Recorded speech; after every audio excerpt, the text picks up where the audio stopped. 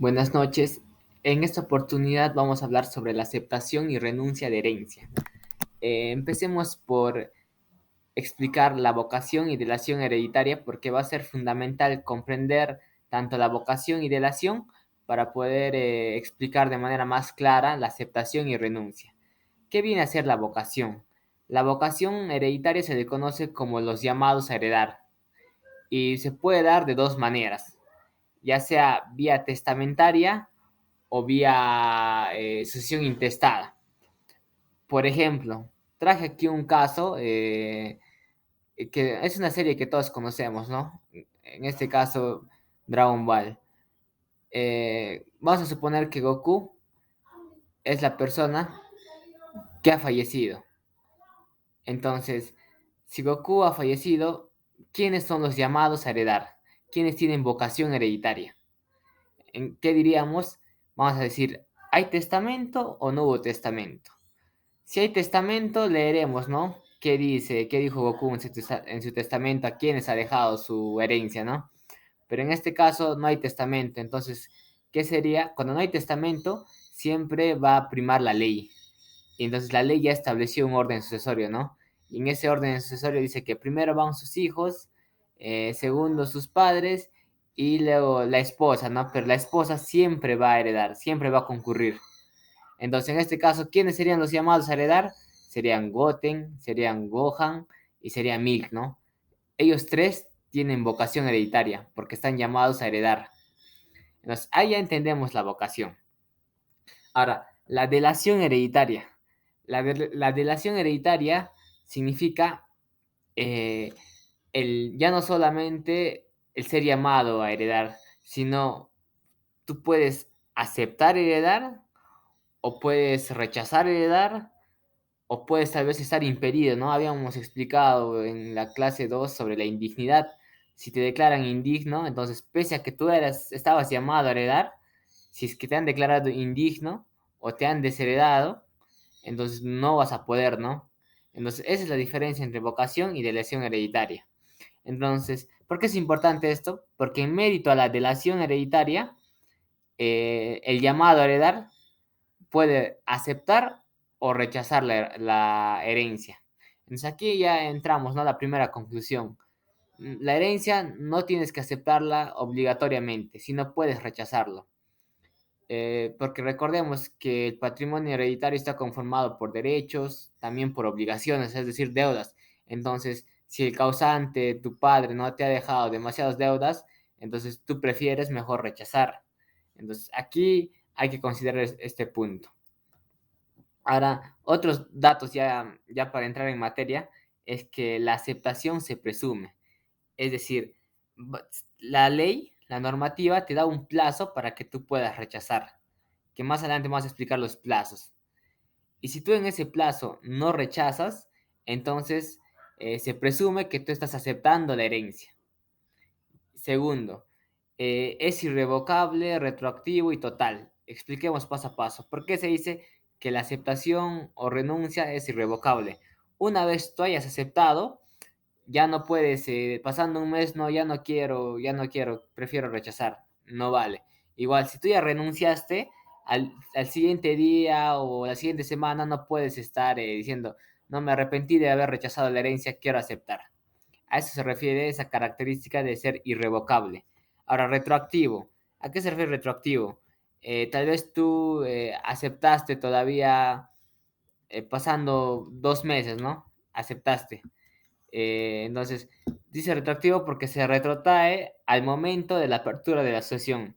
Es decir, ¿cuál es el momento de la apertura de la sucesión? Viene a ser la muerte del causante, ¿no? La muerte, el fallecimiento. Y total, ¿a qué se refiere que sea total? Que tú no puedes decir, ¿sabes qué? Yo solo quiero heredar los derechos o los bienes, no quiero heredar las deudas. Entonces, eso no es posible, va a ser total. No puede tampoco establecer condiciones, por ejemplo, todavía no quiero aceptarlo, de aquí a un año voy a aceptar, tal vez. No puedes tú imponer tus condiciones. Bien, ahora sí expliquemos la aceptación. La aceptación puede ser expresa o puede ser tácita. Expresa Bien hacer, lo puedes hacer mediante documento privado o instrumento público. Es decir, tú redactas, ¿no? Esto es un acto jurídico unilateral donde tú redactas un documento donde expresamente dices, yo acepto la herencia dejada por mi padre, ¿no? Que falleció así. Se puede decir, es un ejemplo. O instrumento público, ¿no? Ese mismo, es lo recomendable es que tú hagas, vayas tal vez al notario y puedas ahí, ¿no? Decir, quiero aceptar la herencia, ¿no? Entonces, va a ir estos a registros públicos y esto tal vez va a dar mayor seguridad jurídica. Entonces, es de manera expresa. Pero la aceptación también permite una, se puede decir tácita, ¿no? Eh, Tácita, ¿en qué sentido? Primero, que tú puedes, si tú tomas posesión de los bienes, por ejemplo, si tu papá dejó en herencia un bien ubicado en Ayacucho, ¿no? Entonces tú puedes ir a tomar posesión de ese bien. Esa posesión que tú estás tomando ya implica una aceptación tácita. Y luego, segundo, viene actos indubitables, ¿no? Tal vez tú no expresaste por documento privado, instrumento público, mediante acto jurídico unilateral, ¿no? Que deseas aceptar, pero ya tramitaste la sucesión intestada. Esa sucesión intestada es un acto indubitable. ¿Qué significa acto indubitable? Que no se podría tal vez establecer otra manera que tú estás renunciando.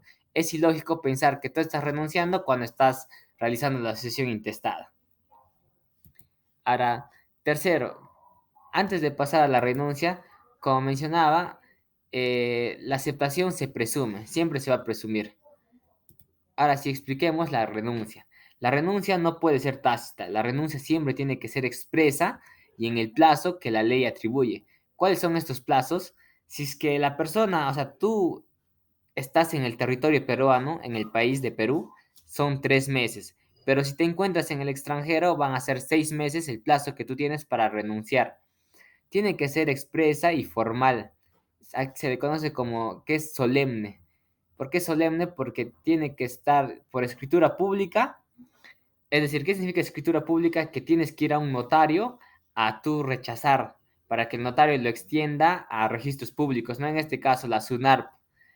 Y de esa manera recién va a ser válida la renuncia. Si tú no lo haces por escritura pública, no va a valer tu renuncia. Igualmente, porque está castigada bajo sanción de nulidad. O también puede ser acta otorgada por el juez. El juez te puede otorgar un acta de que tú estás renunciando, pero de la misma manera, ese acta tienes que llevarla a registros públicos. Entonces, en conclusión, la renuncia debe ser expresa y formal, bajo sanción de nulidad y dentro de los plazos. 3 meses cuando estás en el territorio peruano y 6 meses en territorio extranjero. Ahora, aquí siempre pueden surgir preguntas frecuentes, por ejemplo, en el tema de la herencia futura. Tú no puedes aceptar herencia futura, es decir, si tu padre está en vida, te quieren celebrar un contrato, ¿no? Para que ya estés aceptando la herencia, es inválido, está prohibido, la ley lo prohíbe, entonces está prohibido todo tipo de herencia futura. Ahora, segundo, ¿no? El tema de la impugnación de acreedores. ¿Qué pasa si tú tienes varias deudas, ¿no? Entonces, los acreedores son a los que tú les debes, en otras palabras. Y tú por no querer pagar tu deuda, tal vez tú decides renunciar, ¿no? En ese caso, esos acreedores pueden, ¿no? Impugnar. Esto se va a realizar a través de un proceso sumarísimo. Y la impugnación también tiene un plazo. El plazo son de 3 meses a partir de tener conocimiento de la renuncia. Tu acreedor tiene ese plazo para impugnar vía proceso sumarísimo, eh, y se declara fundada, pues tu renuncia no va a valer, pese a que lo hayas hecho tal vez vía notariada, esté en registros públicos, no va a valer si es que tu acreedor impugna.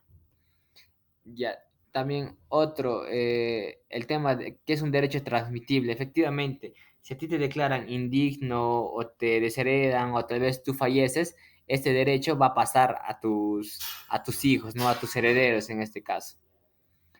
Y bueno, cuarto también, los actos de administración provisional y conservación de bienes. Eh, Estos actos de administración provisional y conservación de bienes no pueden considerarse como aceptación tácita. Es decir, por ejemplo, tal vez fallece, ¿no? Tu papá y había dejado empresas. Entonces tú empiezas a gestionar el negocio porque si no puede ir a la quiebra la empresa. Este es un acto de administración, ¿no? Un acto de administración provisional. En este caso no se puede considerar que tú estás administrando el negocio ya una aceptación tácita. ¿Por qué es importante esto? Porque al no ser considerado una aceptación, tú aún tienes derecho a poder renunciar de manera expresa en el plazo determinado. Porque si consideramos que el administrar tú el negocio de tu padre ya puede ser entendido como una aceptación, recordemos que la aceptación es irrevocable, tú ya no tendrías el derecho a poder renunciar. Es por eso que es muy importante. Igual también hay muchas veces cuidadores de casa. No se vaya a pensar que ellos ya tomaron posesión, entonces ya están, no sé, están aceptando herencia, ¿no? A veces a esos cuidadores les dejan en legado, en testamento, ¿no? Igual de la misma manera, la conservación de bienes tampoco puede implicar aceptación o renuncia. Entonces, eso sería en resumen sobre el tema de la aceptación y renuncia de herencia. Gracias.